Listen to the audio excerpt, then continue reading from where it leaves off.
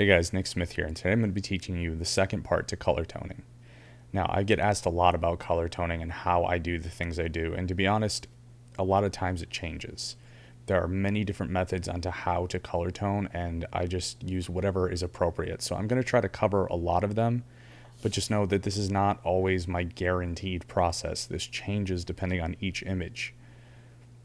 Now, before we get into actually, the technique behind it, I would like to talk a little about why we color tone our images. And to me, the biggest reason is it's kind of putting your own artistic flair on things. If you don't color tone your images and you don't take the time to retouch and, process, anyone out there with the exact same camera and lens as you can take the images you're taking. By retouching and color toning, you're sort of, putting your own flair on things that other people can't do because that's your eye and that's what you perceive as being the artistic vision, where it's not just camera and technique. Because if someone has that down exactly the same way you do, you're not creating anything that they can't. So learning to color tone and finding your own style in that is really important because it puts you in a different level than other people can be because you have that vision. So with that said, I'm going to get into one of my favorite methods, which is really simple, and that is just putting a color fill layer over things. And I know you're going to laugh, but it's easy. So what you do is you bring up this little adjustment menu down here, and I believe you can go up to layers as well and just put adjustment layer and find these as well, but I prefer this panel down here. So we're going to go and we're going to find where it says solid color. And we're just going to open this, and now it brings this up. So what we can do from here is we can just select kind of any color. I really like warm colors a lot in my images, so I'm going to select this kind of like yellow orangish because it'll give it kind of like a golden, like sunsetty type feel. Okay, it doesn't look that great right now, so we're going to go to blending mode, and then we're going to change it to soft light. Click to overlay. So let's do that one more time. Soft light. Okay, it does not look good right now. So we really want to dial down the opacity, and we'll do like 10 maybe. So that's actually pretty decent. Like, that's not bad at all. So that's just the before and after with just that layer. Now, say we wanted to be a little more accurate with this instead of, just applying it to the entire image. What we could do is let's go ahead and turn that back to 100 just so we can see what we're doing. So if you click on this layer mask here, and we're not going to mess with anything really, but if you click on the layer mask and then you go to image and then apply image, if I can find it right there. I have a shortcut of Control-Shift-A. That's why I was having trouble finding it because I use this quite a bit. You can then apply it. When you use apply image, all it'll do is it'll go just to the highlights, and if you look down at that little screen right there, see it kind of converts it to black and white, and that shows you where it's applying it specifically. So what that does is it only puts it in the highlighted areas, and the dark areas don't get it anymore. So we can actually do that one more time and see it kind of like lessens it even more. And if you look down here, it's just like barely there. And if you hold down Alt and click it, you can see your layer mask. So only where these light areas is where it's doing it. But because it's using the apply image method, it's actually kind of converting it to black and white and upping the contrast and only applying to the light areas of the photo. So it really kind of narrows in where you're putting this color that you want to do.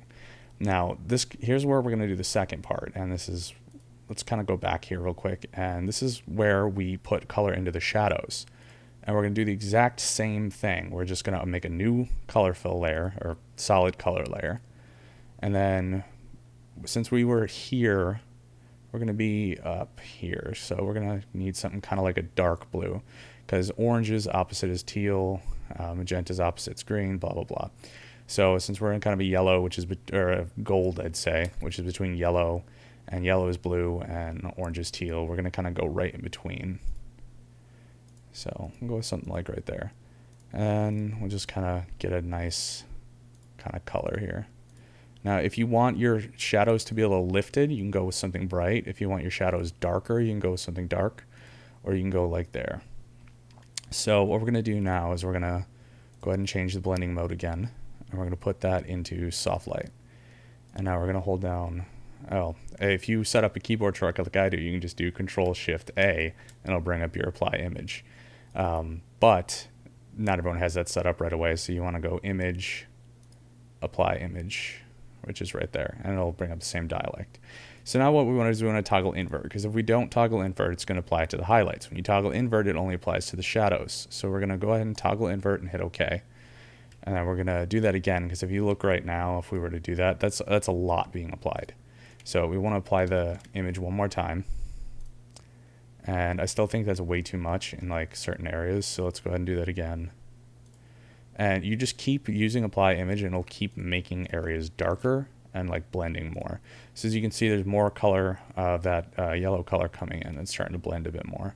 So we're going to do this probably like 2 more times, I'd say. All right, and that's starting to look pretty good. And now what we do is we take and we hold down shift and select both. And then we can kind of dial in our opacity of what we want. So we're not going to go with something so bright like that, but just like 10 does like that, 15 does that, 20 does that, 25, 30, and so on and so forth. And you can kind of go with what you want. Like I said, just because I tone a certain way doesn't mean that would be appropriate for everyone. I like it about 25. So I'm going to go ahead and make a group out of that and just select those and hit Control G to do that. That's pretty easy.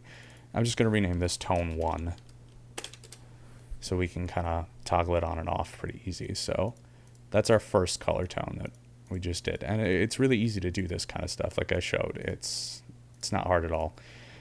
So the second way we can color tone is by bringing up the menu again. This adjustments panel is like the most useful thing when it comes to color toning. And what we can do is we can bring up curves, and curves is really difficult in a lot of cases.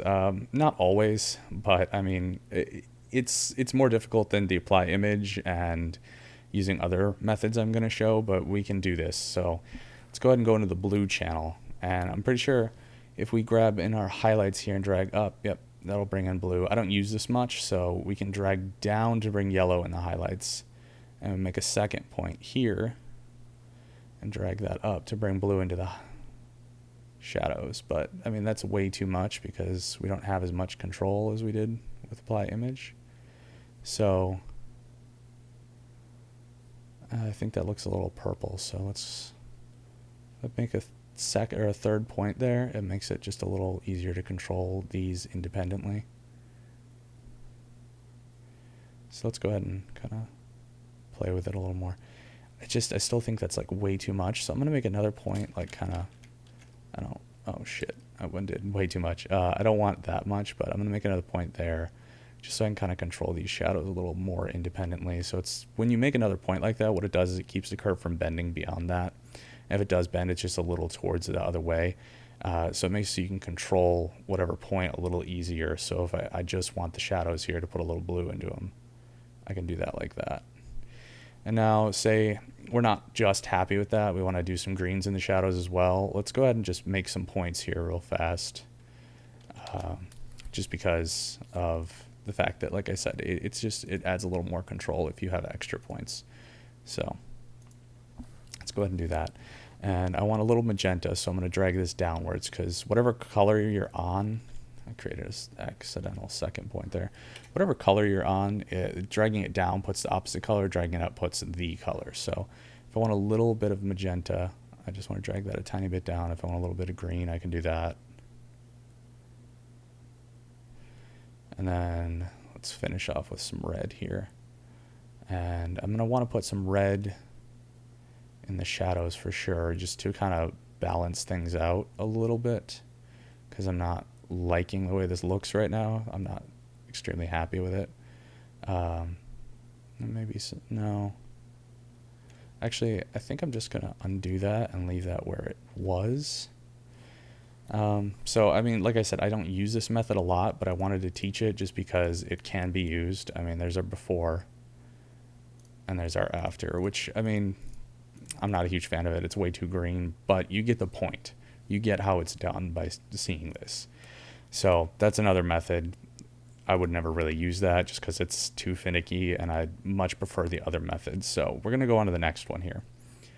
So we're going to go ahead and open up a vibrance layer. And this is just, this is a very simple thing. This is if you want that kind of like decontrasted or a low saturation type look and then color tone over top of it, which is very popular on platforms like Instagram, stuff like that. I think the look's a little overplayed, but you can totally do this, and if that's your aesthetic and that's what you like, there's absolutely nothing wrong with that. I just think it's a little too popular right now, and it's hard to stand out. And like I said at the beginning, you want to do something different than everybody else. You want to be different. But if this is what you like, you can do that. So let's go ahead and just do like a -10 saturation. If you look, all that does is kind of take the colors out. And this doesn't look that great on its own. But if you apply it in tandem with one of your color tones, so like if we take both of these like this, and let's go ahead and just kind of hide that when we hold Alt, like together, it kind of makes it a little more moody, I guess, to kind of desaturate together. But so let's try it with that now. And I mean, see, it's still like it kind of desaturates it and adds the tone on top of it. So it's better than just desaturating on its own. I don't use this that much either, but it's important to know all these different things because every now and then I do use it. It just depends on the aesthetic that I want for the image. So the next thing I'm going to show is the color balance. And color balance is great. This is what I kind of started with when I was like playing around with alternatives to the apply image method, but I still like the apply image method for if I just can't get it right. So the way this works is you just kind of dial it in. So you can just kind of press up and down on your keyboard until you kind of get the look you want. And what happens is you target your tones here for shadows, midtones, and highlights, and it only applies it to those. It's not as accurate as apply images, but it creates a little more of a blend, so it kind of gives you a little more aesthetic to it. I kind of like the way it's looking, putting some red into it here. So I think I'm just going to put +1. And then I just kind of like toggle back and forth, kind of like I showed in the Lightroom tutorial, and just kind of go to see what I like. I kind of like the magenta being pushed in. And let's put blue and yellow. I like yellow. So right now we're at +1 red, +1 or -1 into magenta, and then -2 into yellow. So what I usually do is I match these settings on my shadows as well. So, or not my shadows, my highlights, sorry. I'm used to using color balance now instead of this, but I'll get to that next. So we're going to go ahead and hit up to kind of match that in our highlights. Was it 3 or was it 2? It was 2. Okay, so we just kind of matched the settings for highlights, and now what we're going to do is we're going to take these and do the exact opposite into our shadows. So we're going to do -1, +1, +2 to see what happens when we counterbalance it like that, because countering is important. Like it kind of just adds an overall, like, I don't know, it's hard to describe it exactly, but it kind of competes with each other and adds a contrast of colors and tones. And I don't think that's cool enough. We can kind of cool it down more if we wanted to do something a little more stylized. We could go really dark, but think about that. Actually, let's go ahead and add a little more cyan just because I want it a little cooler than that. All right, and I think that's pretty good for a color balance. I mean, you can go way more dramatic. I like subtle tones, but if you wanted to be like really dramatic, you could go and do like 10, or that's actually 9, and you can like kind of drag the yellow up, way up to like 9 as well. Like I said, I like to counterbalance whatever it is. If I wanted to put some more green in the highlights, we could do that. Let's go back to the shadows. Drag that down as well. I mean, if we wanted to do something more like that, like the little more dramatic. Now, here's where that, desaturation layer would come in handy a lot, is because we're getting like too much color here. It's starting to become way overpowering. Like it's almost too much.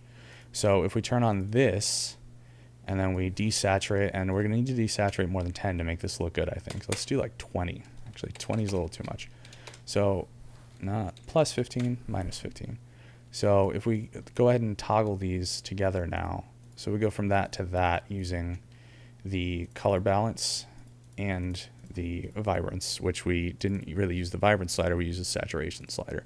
So it can make a really like cool difference that way. But as I said, nothing is ever set in stone. Like, you are going to want to do different things. You might want that super contrasty colored look right there. You might want the faded look that comes in when you decrease the saturation. You might want the look with the curves, which to me turned out too green. I don't like it, but you know, some people probably would look at that and say that looks amazing.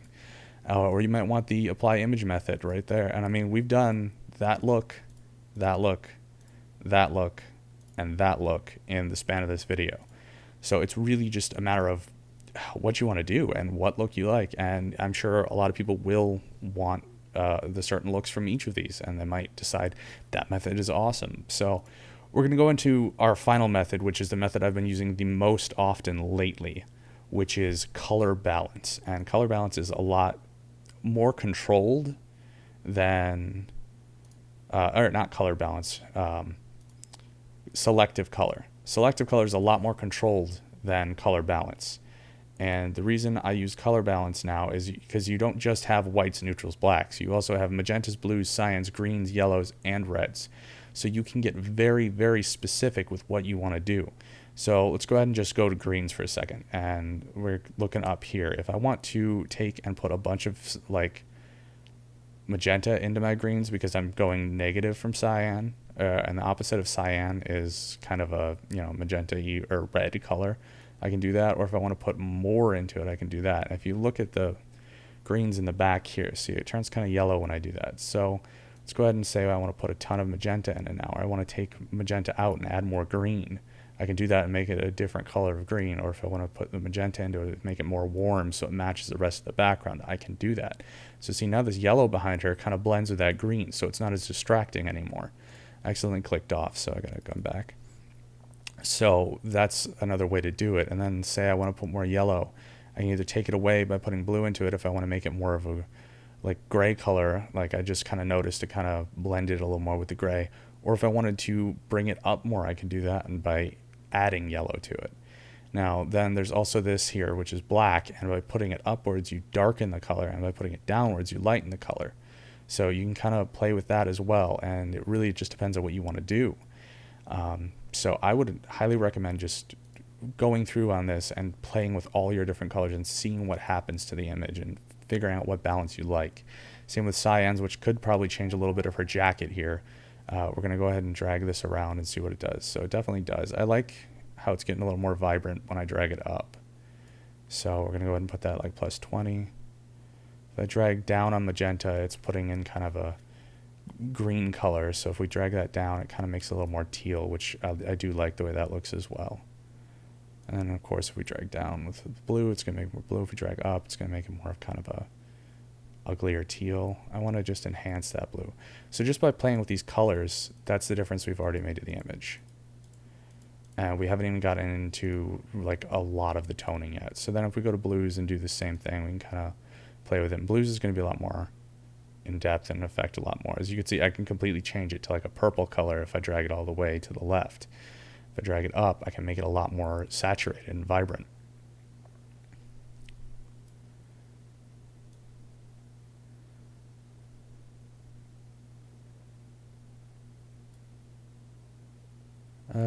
It's getting a little too bright for me, actually. Like looking at it, I'm starting to not like just how bright that was. So let's go ahead and just kind of dial that back down. You can just type in the number you want if you want to try typing it. I think I'm actually just going to leave this at 0. I don't think I want to, mess with it too much more, just because I don't want it to become too teal. But you saw we could do that if you wanted to go for like a teal and orange look. You can do that through this settings panel. So just playing with magentas now. It's not really doing much. If you look, it's affecting a little bit of her shirt here. So if we didn't like that kind of red color, we could just dial it down and make it yellow so it blends a bit more with that, or whatever we really want to do to it. But I mean, honestly, I like this where it's at the moment, so I'm just going to go ahead and stop, and let's reset that to 0. All right, finally we're going to go into whites. And now this works the same way as the color balance, but I find it's a little more pleasing to my eye than color balance is. So we can go ahead and just kind of play with it the same way we were. Because we're on whites, it's not really doing much. When we go into neutrals, it'll do a lot more. just to be safe, I'll put in like +5 in the yellows. So now when we go to neutrals, you'll see it's going to start changing a lot more. So I'm just going to kind of toggle that around. I liked the warmth that was bringing in by going down, so I'm going to kind of put -1 here.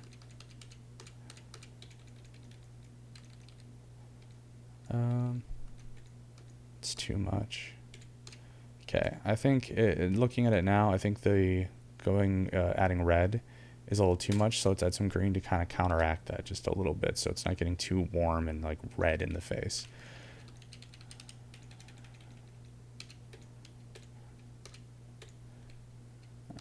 I think +2 looks pretty good. That's nice.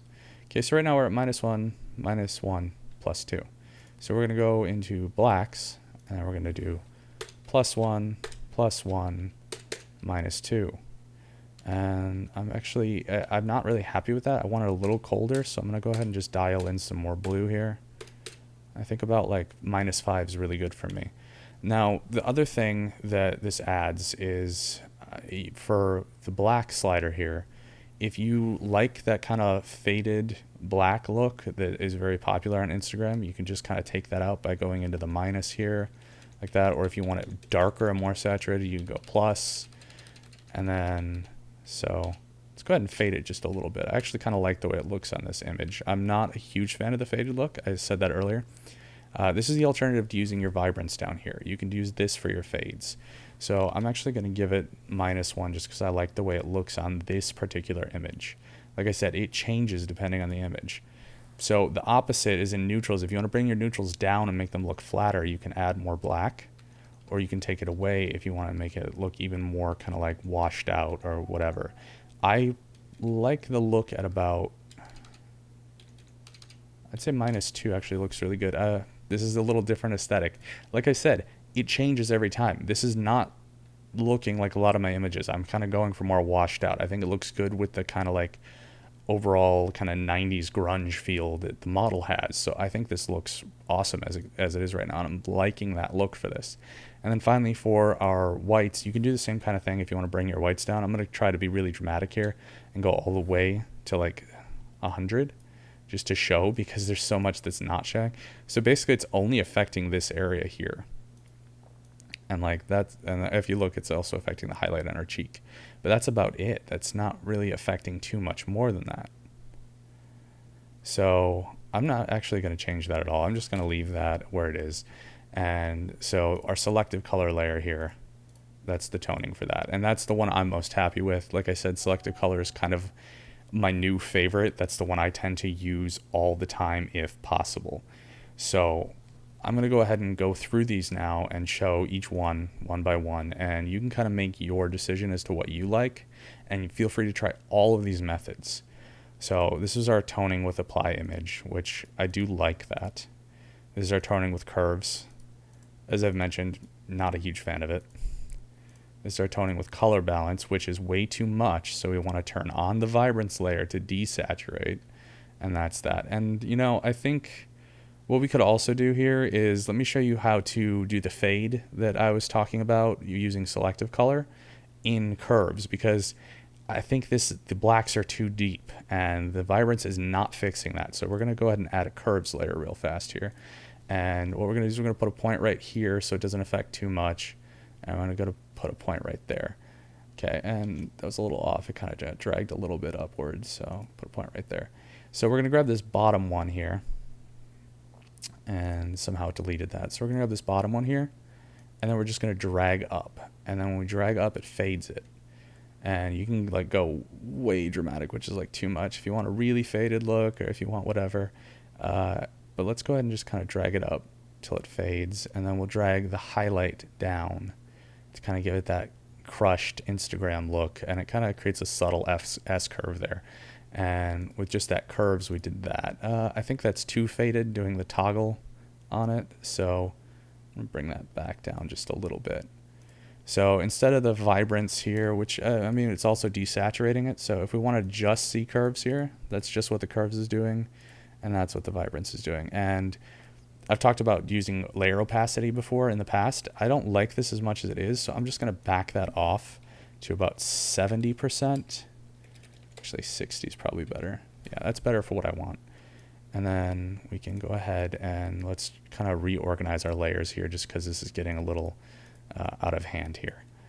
Let's go ahead and group these, and we'll name this Tone 2.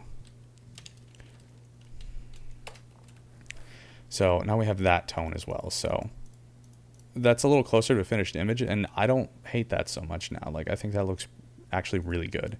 So first option, second option, third option, and then finally our selective color, which we just did, which is our fourth option. And now I'm having trouble deciding because I really like our fourth option with selective color, but I also really like what we just did with this.